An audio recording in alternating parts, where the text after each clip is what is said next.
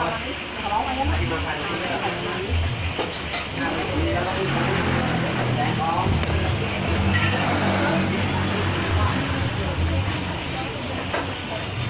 assalamualaikum warahmatullahi wabarakatuh. Ya. Baik, siang ini kita akan membahas mengenai menikmati itu apakah soal apa? Soal rasa atau soal merasakan atau soal membayangkan, gitu ya. Oke, teman-teman. Selamat siang ya, selamat menikmati makan siangnya. Biasa ada nasi ya. Ini ada tahunya, oke. Ada minumnya, oke. Ada yang luar biasa, ada sambalnya, ya. Oke.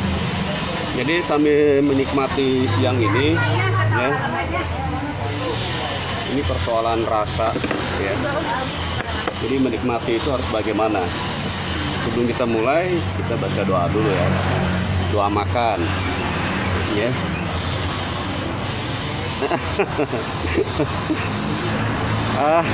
Lokasinya nanti saya kasih tahu setelah selesai makan ya. Ya. Jadi doa makan dulu. Bismillahirrahmanirrahim. Allahumma barik lana fima razaqtana wa qina adzabannar. Amin amin ya rabbal alamin, ya. Kita nikmati dulu sayur asamnya dulu ya.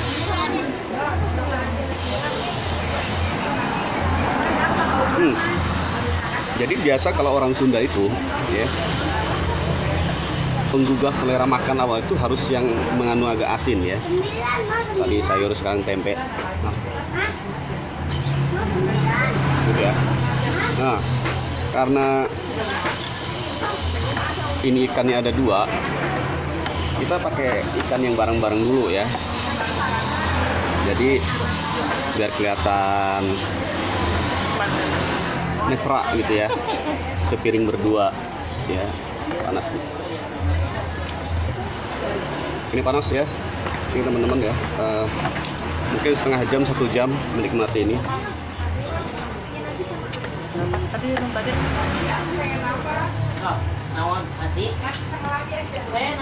Jadi persoalan menikmati itu masalah soal rasa atau soal membayangkan, itu bisa kita dapatkan juga ya. Jadi teman-teman bisa membayangkan kalau teman-teman tipenya itu visual ya, dan teman-teman bisa merasakan kalau tipenya auditory kinestetik ya. Ciri khas orang Sunda itu kalau makan itu ada lalapan ya. Jadi melihat aja begitu nikmat ya.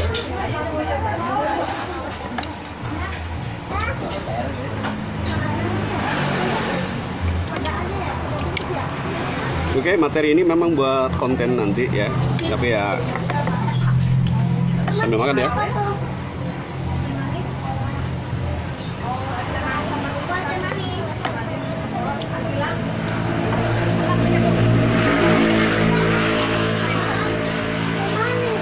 Oke.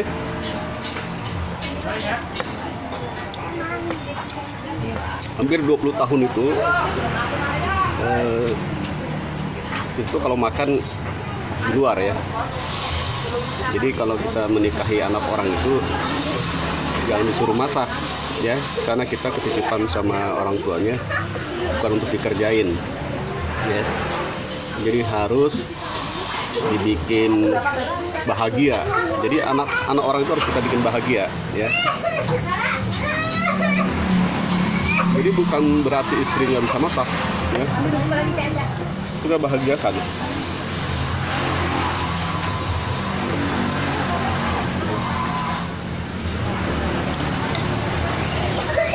Kenapa penting membahagiakan? Ya pertama, kita sebagai laki-laki sudah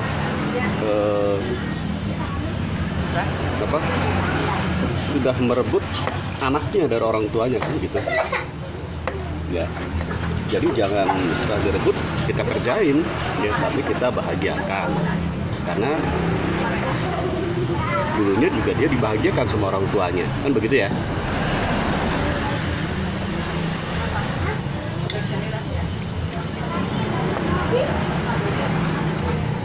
Jadi gini teman-teman ya, ciri khas orang Sunda itu ada tahu goreng, ada tempe goreng, ya.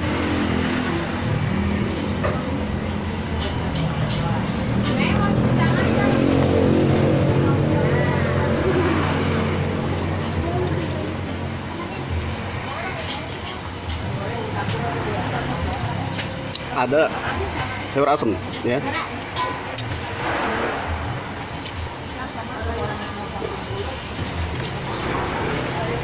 Jadi sayur asem itu bukan sayur kemarin, tapi memang ciri khas orang Sunda itu dia menikmati betul yang namanya sayur asem. Ciri khasnya, mungkin kalau di daerah Jogja itu sayur itu yang paling populer itu gudeg, gitu ya.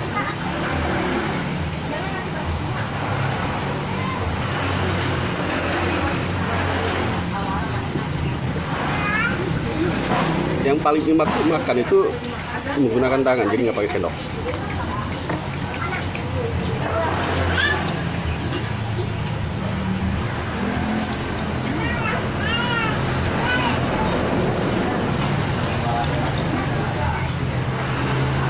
Mohon maaf, mungkin saya membahasnya agak kurang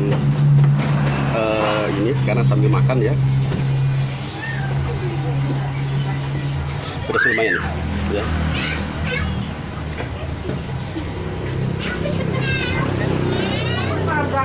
Pedasnya nendang banget.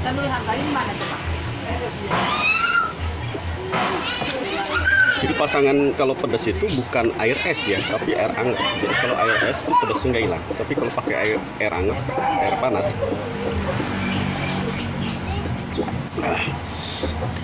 pedasnya bisa cepat larut. Ya.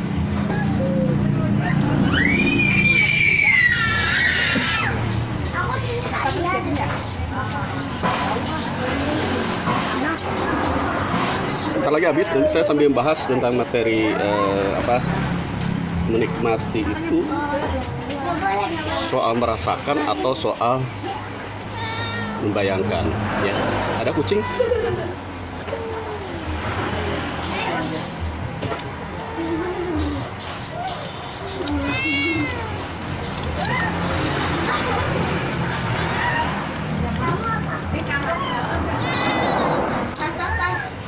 Sekali liputannya itu tanpa bahas dulu ya.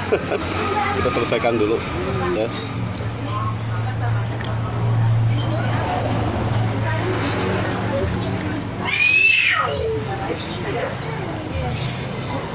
Ini sambal itu mampu menghipnotis ya, karena meski pedas tapi kenapa orang masih terus makan sambalnya, itu yang luar biasa ya.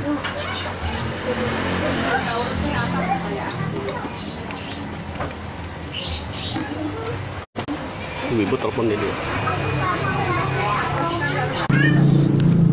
Oke, agak terjeda dikit karena ada telepon masuk tadi. Jadi taruh ini makanan di sini yang dibungkus ya.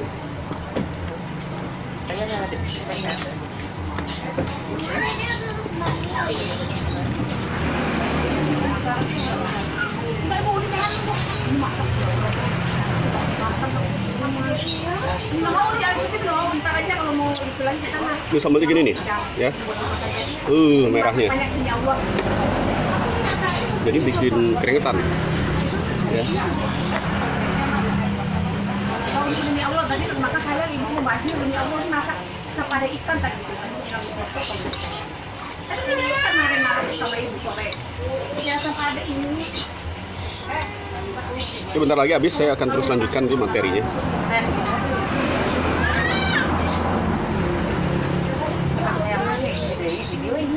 Dia saya kakak sama nanti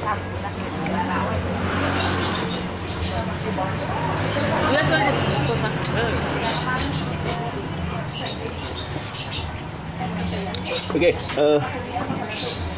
ini masih live ya. Oke.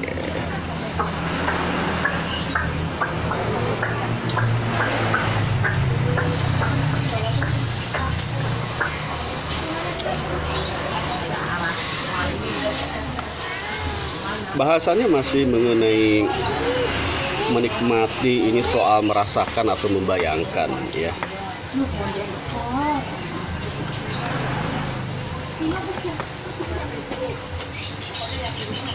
Jadi kalau ukuran saya itu sebenarnya makan tuh lebih enak yang seperti ini ya, yang enggak suasana yang alami ya.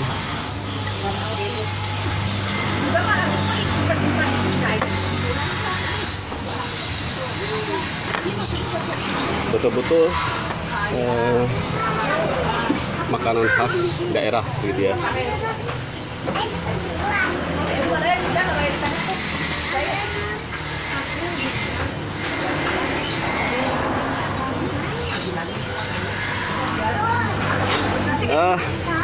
Ini makannya bukan makan besar ya, tapi makan nasi ya.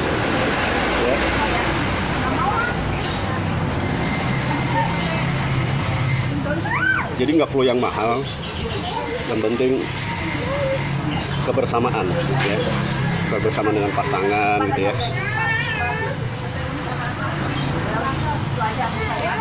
Sebenarnya kalau saya itu nggak terlalu banyak tuntutan mau makan apa ya.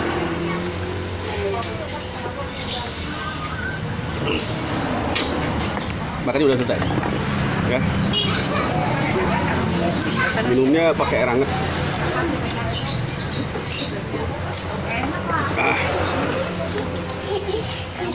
Agak nyerah nih sambal ini ya. Kita bantu dorong dengan sayur asemnya. Ini kita disingkirin dulu ya.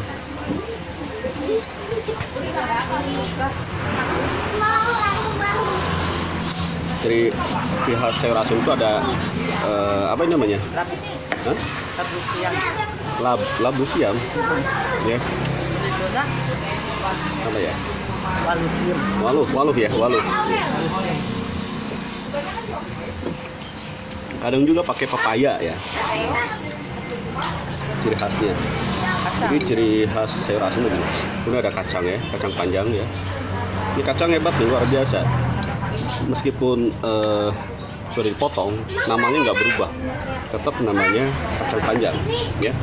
Mau sependek apapun tetap masih panjang. Nah itu dahsyat ya.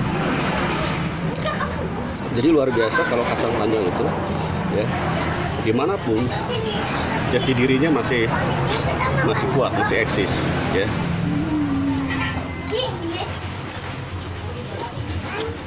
Kemudian ciri khasnya lagi ada kacang tanahnya ya. Kemudian ada ini nih, tangkil ya. Tangkil biasanya yang dipakai buat kerupuk, bukan kerupuk, sama emping ya. Ini di daerah Banten itu banyak sekali tangkil. Tapi kalau di sayur asem jarang orang akhirnya memakan tangkilnya. Jadi lebih kepada tangkil ini jadi semacam aksesoris ya.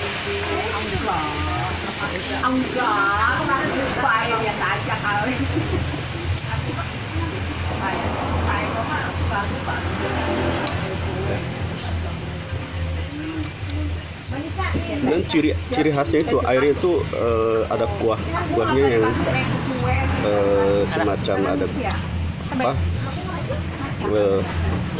Tumis, jadi cabai merah dan sebagainya ya. Ini cirinya khas kalau sayur asem itu ya.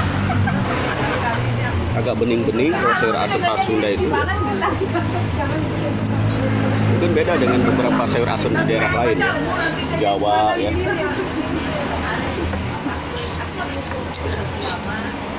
Makanya udah selesai, tapi saya mencoba menyelesaikan tempenya ini ya.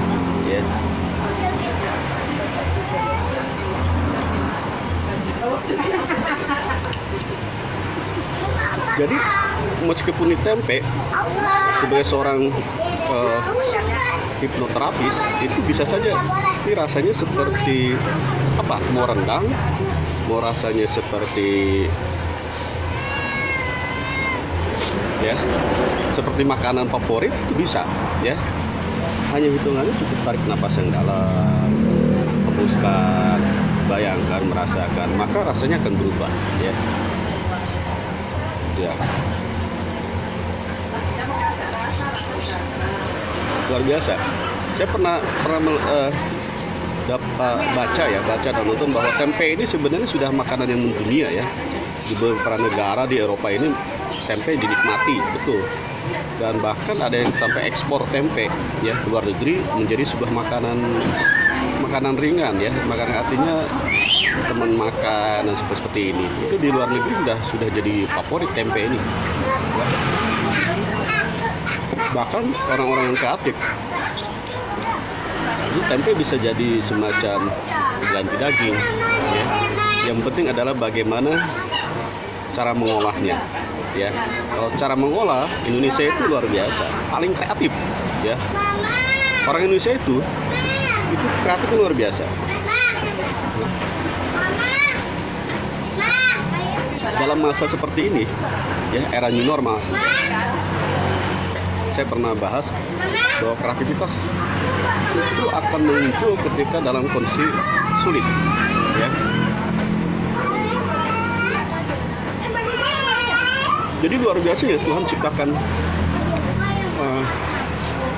manusia itu, dia akan berkreasi, akan punya mencuat potensinya itu ketika di masa sulit.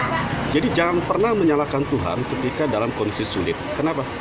Disitulah kita mampu berpikir yang luar biasa di luar logika selama kita ini. Ya, selama ini kita selalu melakukan sesuatu yang luar biasa, tapi ketika dalam kondisi sulit, maka yang terjadi luar biasa. Ya. Oke, tahu tempenya sudah habis. Makannya nggak banyak. Ya. Saya itu nggak makan banyak-banyak ya. Yang penting asal kenyang. Ya.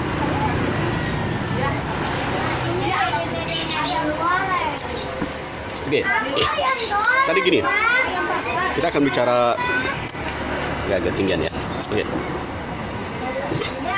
bicara tentang menikmati, apakah itu soal merasakan atau soal membayangkan. Jadi kalau laki-laki itu lebih cenderung, menurut analisa saya itu lebih kepada merasakan. Tapi kalau wanita itu lebih kepada membayangkan. Kenapa bisa begitu? Ya. Oke, jadi seperti saya itu kalau makan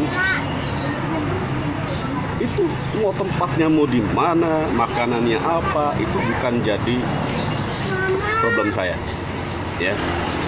Tapi saya betul menikmati kebersamaan. Nah, itulah ya. Itu yang disebut dengan, saya kategorinya lebih dominan rasa. Oke. Termasuk apa yang dimakan. Karena kalau sudah menjadi seorang hipnoterapi, ya, seorang hipnoterapis itu mudah untuk menghadirkan sesuatu yang kita ingin nikmati, ya. Karena hanya mengambil sebuah kondisi apa yang pernah kita lakukan, data yang pernah kita lakukan, ataupun data yang pernah orang lakukan. Jadi hanya mengambil aja rasanya itu. Jadi dalam teknik hipnoterapi namanya itu fishing leading, ya. Jadi fishing leading, ya. Ada makanan datang lagi, ya. Ada makanan pecak,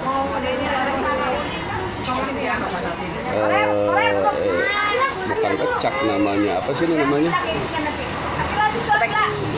Cobek ayam, ya. Biasanya cobek itu kan ikan, tapi ini ada kreativitas, jadi ayam goreng dicobek, ya. Ini yang mau makannya belum datang nih dalam perjalanan, ya. Oke, karena tadi sudah bel, oke. Jadi soal tadi ya, kalau laki-laki itu lebih cenderung di main rasa, ya. Oke. Kalau wanita itu lebih mainnya pada visual. Jadi wanita itu apa yang dia lihat itu lebih punya kuat daya simpannya di dalam pikiran bawah sadar, ya. Jadi kalau wanita itu kalau sudah traumatik itu karena faktor apa yang pernah dia lihat, ya, baik itu perilaku orang tuanya, orang terdekat, maka dia akan cepat sekali tersimpan di dalam pikiran bawah sadarnya, ya. Jadi wanita itu akan lebih cocok wanita itu diberikan sesuatu yang menyenangkan, ya, yang menyenangkan ukurannya. Dan contoh gini, wanita itu akan lebih terpengaruh oleh sesuatu yang apa yang dia lihat. Misalkan contoh, ya, orang lain berpakaian bagus, maka dia sangat kuat sekali ingin memiliki apa yang dia lihat, ya. Wanita itu lebih senang dengan keindahan, ya, seperti dia menggunakan kosmetik, ya, baik bedak maupun pengoles buat bibir, lipstik dan sebagainya. Karena wanita itu betul-betul butuh suatu keindahan. Dia itu lebih mainnya di visual, ya. Ya. Beda dengan laki-laki, ya. Kita berdua, Ma. Siapa? Mohon maaf, ya. Jadi gini, kalau laki-laki itu lebih pragmatis itu lebih apa adanya, ya. Jadi tidak melihat sesuatu apa yang dia harapkan. Jadi dia itu menikmati apa saja, ya. Oke. Seperti timun ini bisa jadi nikmat kalau dia tipenya auditory kinestetik, gitu ya. Termasuk juga jagung. Jadi kalau bicara tentang rasa, itu standarisasinya adalah laki-laki. Kalau untuk testi, ya, sudah menikmati sebuah makanan. Tapi kalau masalah tekstur, hiasan dan sebagainya, itu kita serahkan pada wanita, ya. Nah itu. Jadi menikmati itu di dalam kelompok jenis kelamin, ya, wanita itu lebih kepada visual, laki-laki itu lebih kepada yang dirasa, ya. Jadi ini berdasarkan analisa saya, ya. Oke. Jadi apa yang saya lakukan, ya? Jadi untuk dapat feel-nya, untuk dapat rasanya, laki-laki itu harus dicoba untuk merasakan. Wanita itu harus coba bayangkan. Karena wanita itu memang kesannya perasa, ya, dominannya rasa. Tapi rasa yang muncul itu adalah sebuah tindakan yang dia ekspresi, sebuah output sebenarnya, ya, sebuah output akibat dari sesuatu apa yang dia lihat. Jadi pemicu awalnya adalah visual, oke? Nah itu, ya. Meskipun ada orang bilang bahwa iya betul wanita itu dominan perasaan dalam arti perasaan itu adalah sebuah outcome, sebuah akibat dari sesuatu apa yang dia dapatkan. Ya. Laki-laki itu lebih dominan logika, ya, fitrahnya seperti itu. Ya. Tapi logikanya itu sesungguhnya menutupi perasaan yang dia dapat. Ya. Nah itu, ya.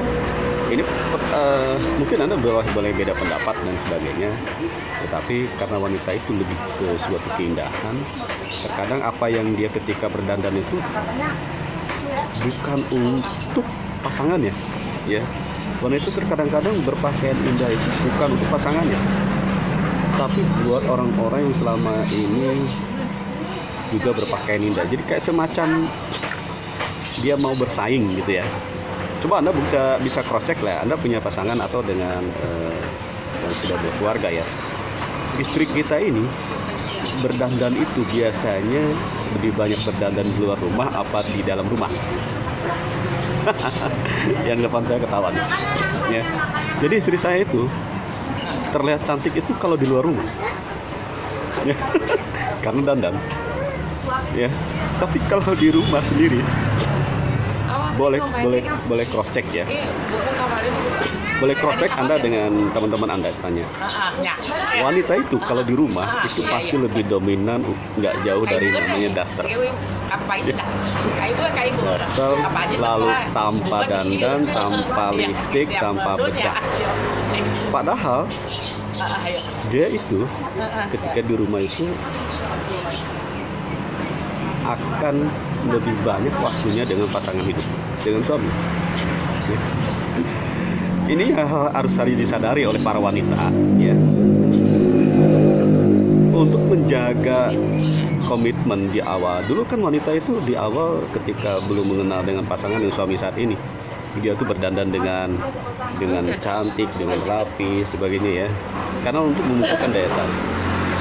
Tapi kenapa kalau sudah berumah tangga malah sebaliknya? Ya kan? Agak mengkerut nih yang di depan saya. Tersinggung. Karena memang kalau di rumah itu nggak jauh. Saya mau. Karena kalau sudah di rumah itu nggak jauh dari daster. Kadang dasternya juga robek lagi. Enak aja, nggak boleh gitu. Ya. Iya. Jadi saran nih buat para wanita, buat para istri, coba berdandanlah yang lebih cantik ketika berada di rumah. Supaya apa? Supaya sang suami itu bisa betah di rumah, supaya para laki-laki itu, para suami itu bisa terjaga, ya, terjaga tanda kutip ya, gitu. Begitu ya. Sekarang kalau laki-laki, oke. Kalau laki-laki itu di awal sebelum berumah tangga biasanya apapun laki-laki itu akan berikan untuk pasangannya, ya. Apapun akan dia prioritaskan, ya. Contoh, jalan itu bareng, beriringan, gitu kan. Lalu ketika mau jatuh dibilang, aduh apa yang sakit? Nah, laki-laki cenderung begitu. Kalau sekarang bodo amat. Tapi kalau saat ini sekarang, kalau jalan kayak jaga jarak, kemudian sampai bilang, makanya kalau jalan lihat-lihat pakai mata. Ya, itu laki-laki jadi begitu. Kecenderungannya, ya, kecenderungannya laki-laki kan seperti itu. Ya, tapi tidak semua, tidak termasuk saya, gitu ya. Ya. Nah ini yang terjadi ya. Jadi ini kan persoalan bagaimana menikmati itu, apakah berdasarkan soal rasa atau saya membayangkan, ya. Jadi kalau ingin menikmati tentang kebersamaan berbelas tahun sampai berpuluh tahun, cobalah mulai mengenang ketika masa-masa sedang pacaran, ketika masa-masa belum berkeluarga. Apa contohnya? Contohnya adalah Anda kan sering makan berdua, makan di luar, lalu sepiring berdua. Itu kalau Anda ritme itu dijaga, itu yang namanya kebahagiaan rumah tangga itu luar biasa. Saya sangat menikmati itu, ya. Persoalan rezeki itu akan ngikutin, jadi nggak usah takut dengan kita harus irit dan sebagainya, ya. Yakin bahwa Tuhan itu mencukupkan, ya. Karena sampai detik ini saya itu kalau makan lebih dengan istri itu lebih banyak di luar rumah, ya. Dan kalau makan di rumah itu, kalaupun makan ada di rumah, itu makanan yang pembeli. Jadi, ya. Ya. Karena kita jangan sampai membuat anak orang itu dibikin susah. Jadi kita harus bahagiakan, ya. Oke, gitu ya. Ternyata itu sesuatu yang menikmati, sesuatu yang luar biasa, ya. Membahagiakan pasangan hidup itu dan seperti itu. Jadi nggak usah terlalu banyak risau, banyak tuntutan. Jangan sampai kan, oh istri nggak bisa masak, nggak, ya. Lu pintar masak, ya. Buktinya pada saat di bulan puasa ya. Kreativitasnya muncul luar biasa ya, buat sahur, buat buka gitu ya, luar biasa ya. Tadi pagi saya biasa dibuatin masak pagi-pagi sarapan tadi pagi ya, biasanya beli. Mie.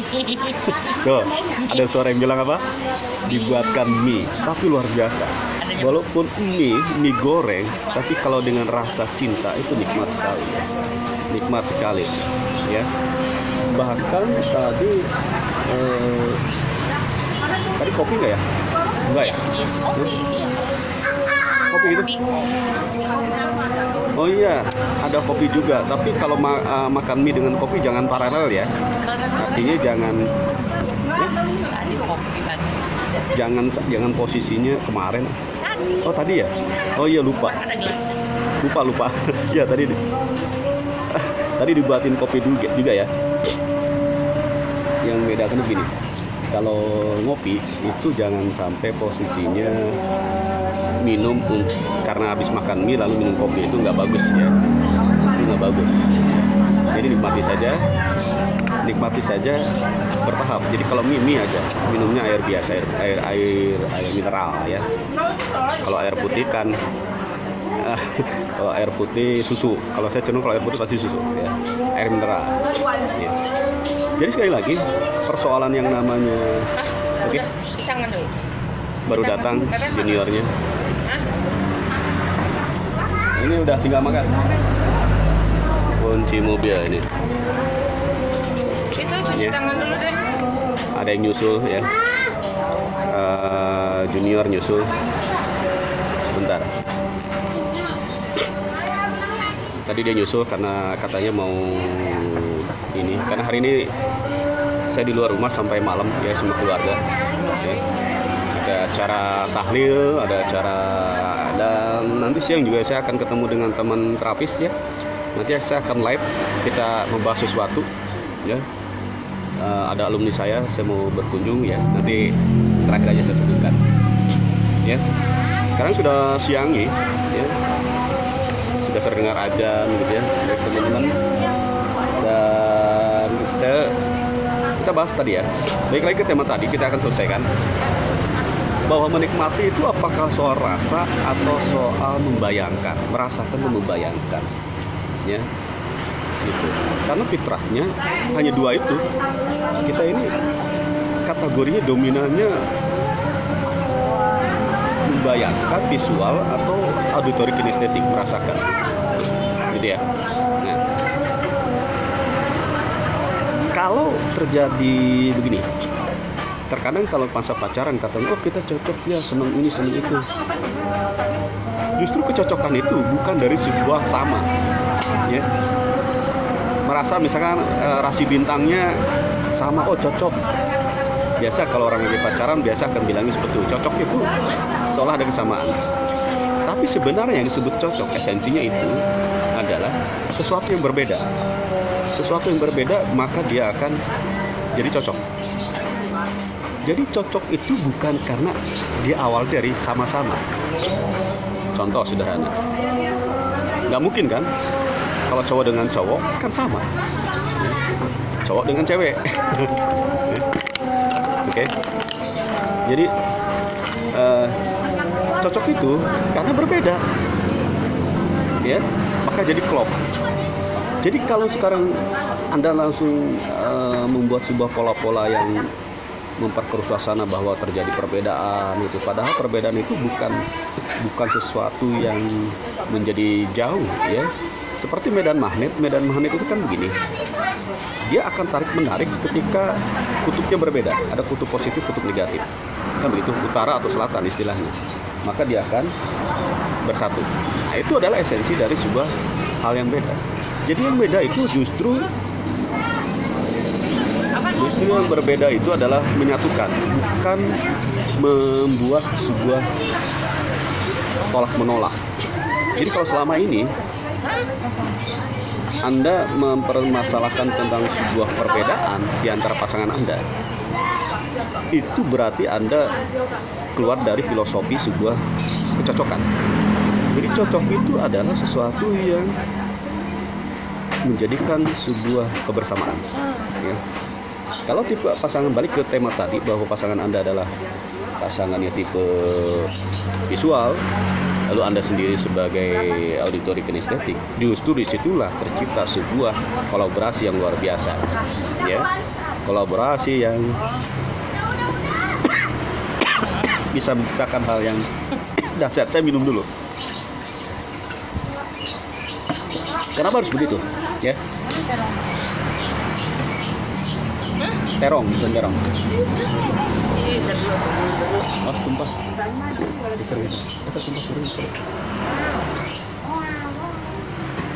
Ya. Jadi sesuatu yang beda itu justru akan menjadi sebuah kecocokan. Karena fitrahnya beda, cocok itu adalah berbeda. Ya. Bukan sama. Jadi kalau orang-orang yang selama ini sedang masa pacaran bilang ada kecocokan, ada kesamaan, itu bahkan menjadi bumerang nanti saat dia mengetahui bahwa ternyata lebih besar perbedaannya. Karena di sini dia salah menafsirkan antara sebuah kebersamaan, antara keharmonisan, ya. Ini salah kaprah. Jadi kecocokan itu adalah karena adanya perbedaan, bukan adanya kesamaan. Oke, catat ya. Ini pembelajaran kita hari ini, siang ini, bahwa menikmati itu mau visual atau auditori itu justru akan menjadi klop. Gitu ya. Oke. Nah, itu saja barangkali benang merahnya buat teman-teman semua ya mengenai menikmati itu apakah soal rasa, merasakan, atau soal membayangkan. Ya. Jadi kita tidak mengkotak-kotak lagi, justru semakin besar perbedaan bahkan akan menimbulkan sesuatu yang dahsyat, yang luar biasa. Ya. Orang-orang yang melejit potensinya itu karena adanya sebuah perbedaan harapan dan kenyataan. Ya. Dia punya harapan tapi kenyataan begitu, maka dia akan kreatif. Itu karena sesuatu yang berbeda. Oke ya. Jadi itu. Jadi kalau sekarang kondisi Anda itu sedang kondisinya Anda ingin hidupnya nyaman saat ini, tapi Anda ada masalah, berarti ada kesenjangan. Disitulah akan ada kesuksesan. Ya. Jadi menjadi pribadi yang baik, menjadi yang super itu seringlah banyak ketemu orang-orang yang berbeda, maka di situ Anda akan mendapatkan sebuah kebersamaan dan kecocokan. Ya. Bukan ketika menemukan karakter berbeda Anda lalu keluar dari persoalan itu. Nah, berarti Anda bukan orang-orang yang hebat, bukan orang-orang yang teruji. Oke, itu saja. Yang di depan sudah senyum-senyum ya. Nggak tahu setelah pulang mungkin dia akan menggunakan baju yang terbaik, tidak dasar bolong lagi. Oke, terima kasih. Sampai ketemu di video berikutnya. Salam super, selamat menikmati makan siangnya kebersamaan dengan keluarga ya. Dari saya tukang ngopi ya, ngomong sendiri tukang hipnotis hipnoterapi. Terima kasih. Assalamualaikum warahmatullahi wabarakatuh. Dah. Udah selesai.